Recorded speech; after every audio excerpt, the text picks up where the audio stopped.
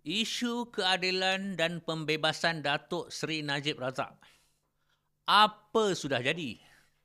Assalamualaikum dan salam sejahtera. Saya Zam Yahya. Ada 3 pihak yang berlainan pendapat dalam kalangan penyokong Datuk Seri Najib Razak sekarang ni.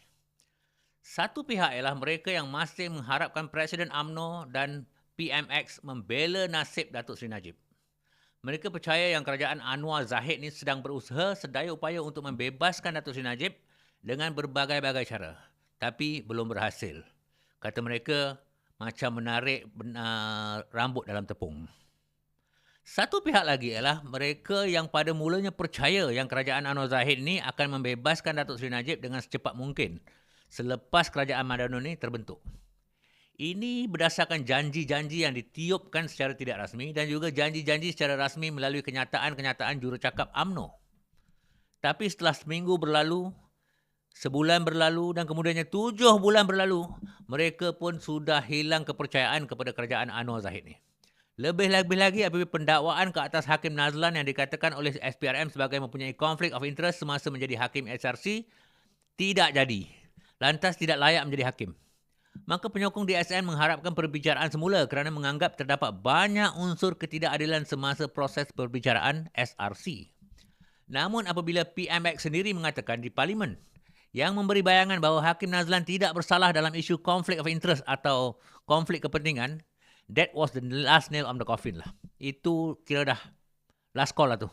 Orang dah habis kepercayaan pada kerajaan Madano ni. Maka kenyataan pengarah komunikasi UMNO kira-kira 2 minggu lepas yang mengatakan DSN tak mahu pengampunan tapi perbicaraan semula tak boleh pakai. Semalam beliau bercerita pula pasal pengampunan dan itu terletak di tangan YDPA pula.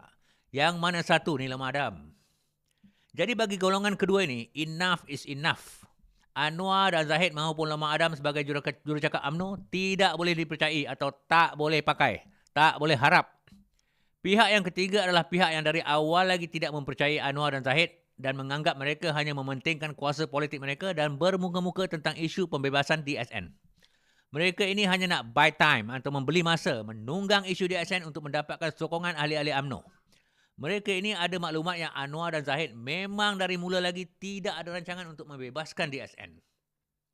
Mereka ini ada maklumat terus dari keluarga DSN yang keluarga DSN sendiri memang tidak puas hati dengan perkembangan isu ini. Jadi ini semuanya soal percaya atau tak percaya. Soal percaya ni bukan ada bukti kukuh. Jadi ianya harus disandarkan dengan logik, track record serta argument. Jadi secara rasionalnya pihak mana yang betul? Kalau ikut saya lah, saya rasa pihak kedua dan ketiga tu betul. Saya yakin kerana saya dah dengar buktinya. Ya, saya sendiri dengar buktinya. Tapi saya tak mampu nak buktikan kepada orang lain dan nak ceritakan sos saya lah. Saya hanya boleh gunakan bukti itu sekadar untuk meyakinkan diri saya sendiri dan kawan-kawan rapat saya serta keluarga saya. Sebab itu pendirian saya tetap dan tegas. Saya tak percayakan kerajaan Anwar Zahid dalam isu ini selagi DSN tidak dibebaskan. Saya ulang. Saya tak percayakan kerajaan Anwar dan Zahid dalam isu ini selagi DSN tidak dibebaskan. Enough is enough. Jadi apa pilihan saya?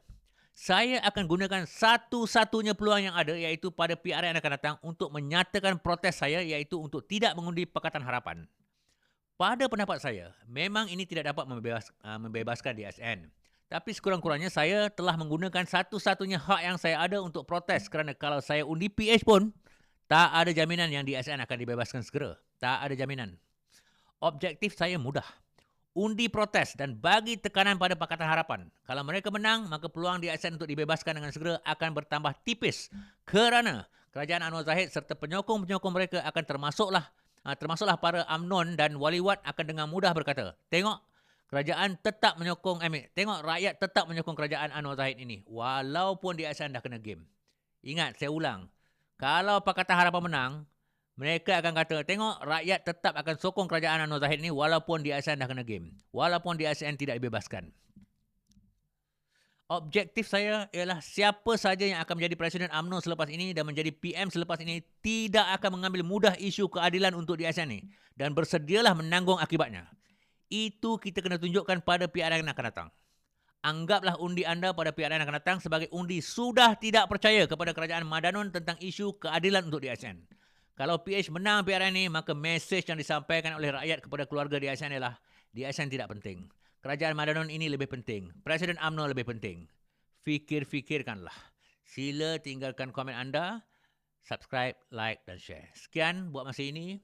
Saya akan teruskan lagi. Terima kasih.